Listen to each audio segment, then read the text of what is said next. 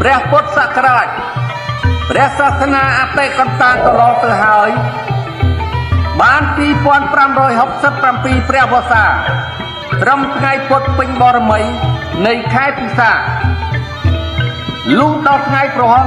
100ខែពិសាឆ្នាំរោងឆស័កតទៅចូលព្រះពុទ្ធសករាជ2568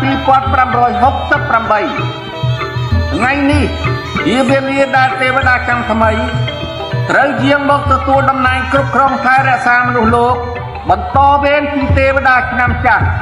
ទេវតាទាំងឡាយបានមកជួបជុំគ្នាមូលមីដេដា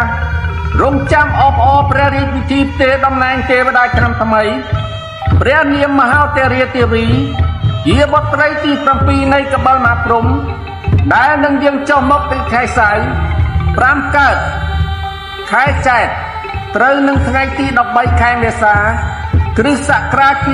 2024វេលាម៉ោង 22:17 នាទី និង 24 វិនាទីយប់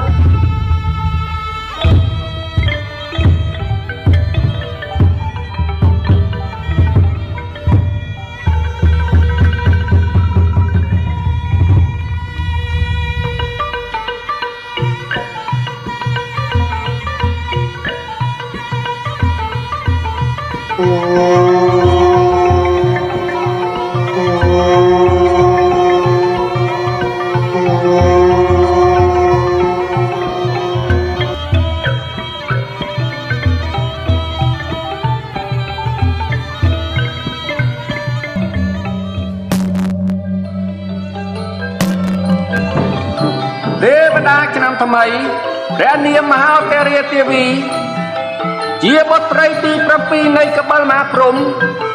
បានយាងចូលមកដល់ហើយ